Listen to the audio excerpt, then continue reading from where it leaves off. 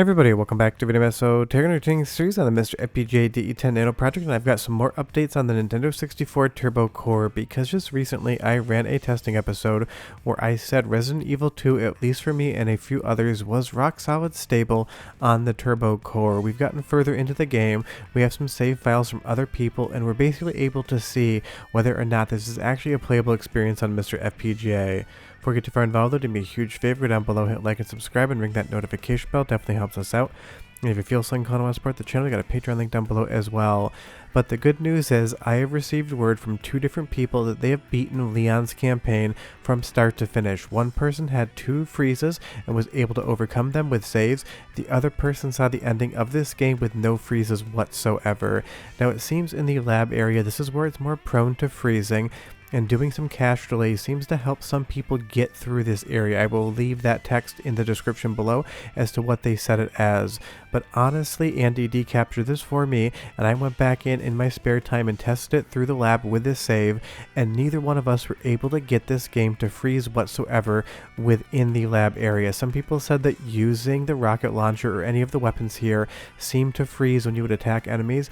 I have not experienced that whatsoever. This is on the most recent Turbo Core, and I am running this on a 3.0 VRAM module, which honestly shouldn't have any effect whatsoever, because the reason this core has a tendency to freeze every once in a while on certain games is because of latency on the RAM that the MiSTer is going to use on the DE10 board. That is shared between the Linux operating system and some of the underlying features, as well as the scaler involved. But for some reason, people are getting the result of being able to play Resident Evil 2 all the way through from start to finish, either having 1 to 2 freezes or in some instances no freezes whatsoever.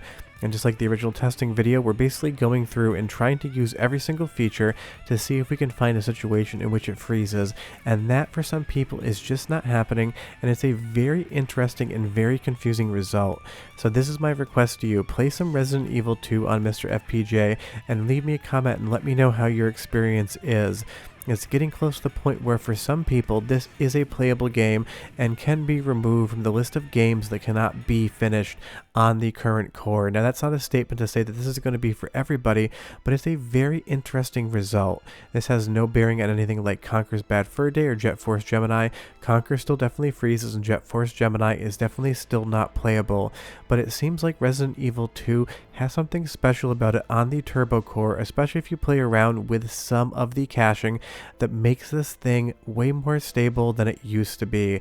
And that is a very confounding thing, because this should be an all or nothing situation, but we're ending up in an area in which it actually isn't. And as we run through the lab here, going into different rooms, interacting with different things, there's been no issue whatsoever, which is a good thing if not a confusing thing, as you would expect to see relatively similar performance. The flamethrower has definitely been indicated as something that likes to freeze the core, but as it gets shot off here near this huge plant, nothing is happening whatsoever. We thought maybe it was some sort of rampaging thing with some of the effects on the flamethrower, but that doesn't seem to be consistent.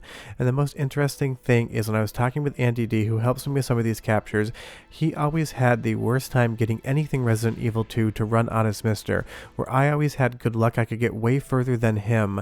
Now he's getting the same result that I see, which is just a stable Resident Evil 2, and that's why I had him check out the second portion of the video, because I wanted to have it done on a different MiSTer, because I have played this game on both of my MiSTers and I have had no issues whatsoever. So it seems like either I have been blessed with 3 different MiSTers that all run this game perfectly fine, or there's something else going on out there underneath what you would expect, and that is a really interesting result, and one that isn't fully explainable yet, but is always a good thing to hear.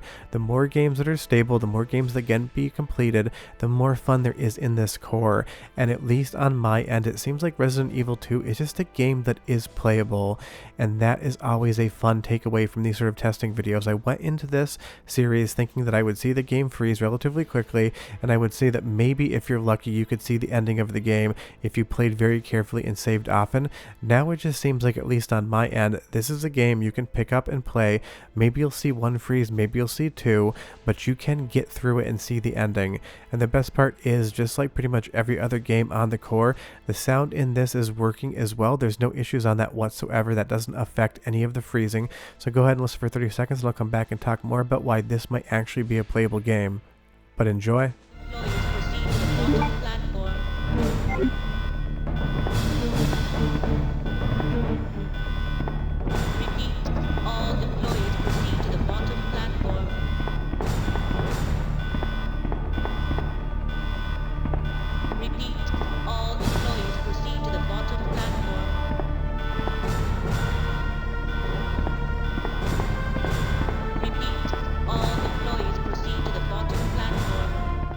Sounds exactly like the Nintendo 64 version of Resident Evil 2 should, and it looks the same as well. There's really no visual glitching whatsoever.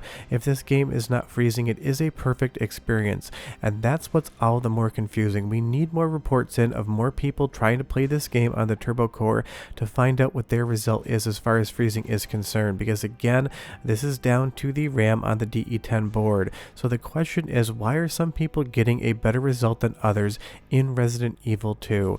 Pretty much the entire time on Nintendo 64 testing, everything has been very consistent. Everyone gets the exact same result unless they pick a bad file or don't have the correct files like the Nintendo 64 database in their N64 folder on their SD card. But for some strange, inexplicable reason, Resident Evil 2 is the outlier in this entire situation. Is it possible that some people's MiSTers are basically running the RAM ever so slightly faster, even without the overclocking scripts? That's one possibility. And do be aware that you can overclock the RAM on the DE10 Nano board. I'm not going to show you how to do it. I don't even think it makes much of a difference in these tests whatsoever. I don't want you guys overclocking your MiSTers because I told you so. So if you do that in the background, that is 100% on you. This is running on a stock RAM speed. There's no overclocking on my MiSTer whatsoever. There's no overclocking on Andy's either.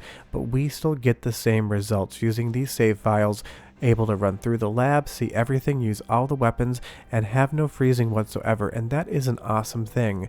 But it's one of those things that until we find an explanation for it, it kind of drives me a little bit nuts as well. I ran around in this game, basically stood there for 20 minutes to let the core run in the background, expecting to walk back and find out that the game had hung. That has never happened to me whatsoever.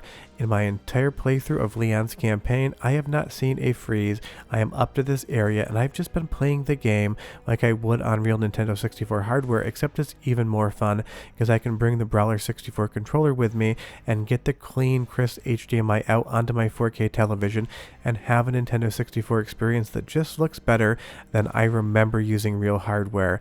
But that's the funny thing about this. This is the only game in that list of games that seems to do different things depending on who's playing it and testing it. And again, a lot of the reports were that using the flamethrower would crash the core and crash the game. Just running around here using the flamethrower, playing around with it, no crashes whatsoever.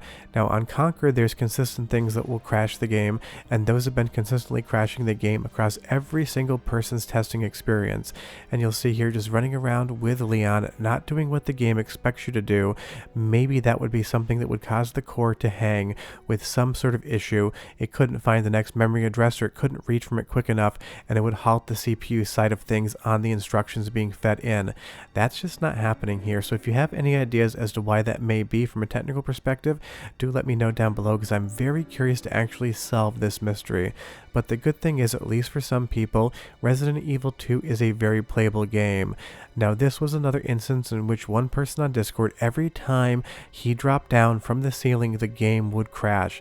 This is on the current Turbo Core, and you can see right there, it did not crash whatsoever. So what is the fundamental difference between one person's test and the other? Is it a board revision from Jurassic that's doing something different? Is it just sheer blind luck, or is there something else going on? Right now I don't have the answer, but if you like seeing these trying to make the core crash videos on the few games that don't work, leave me a comment down below, because I think I kind of want to continue this. It's right up my alley. MiSTer FPGA, retro gaming, and a mystery to try to solve, all in the same process. The only reason that this video is going to stop is because Andy D was playing, and you're going to see right there, he absolutely got decimated and Leon is dead.